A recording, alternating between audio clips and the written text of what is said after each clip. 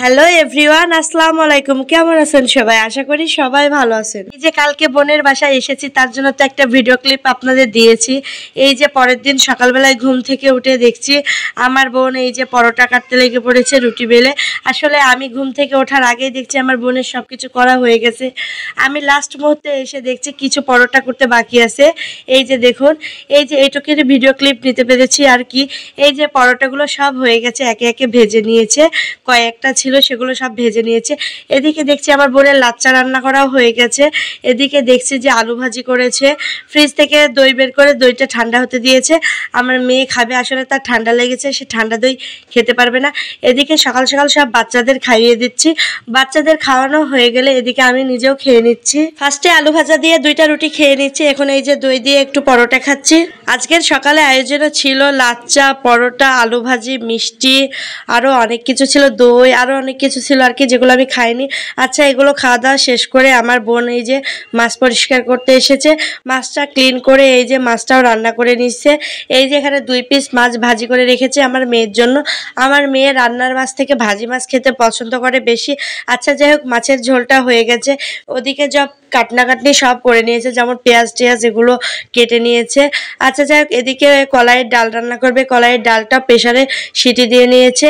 এই যে কলাইয়ের ডালটা এখন তেল পেড়ে নেবে।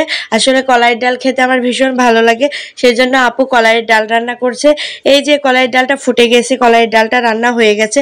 এদিকে ফ্রিজ থেকে গরুর মাংস বের করে রেখেছিল, গরুর মাংসগুলো পানিতে ভিজে গেছে। এদিকে আমার বোন গরুর মাংসগুলো ভালোভাবে ক্লিন করে ধুয়ে নিচ্ছে, এদিকে আমি ভিডিও ক্লিপ ধরছিলাম।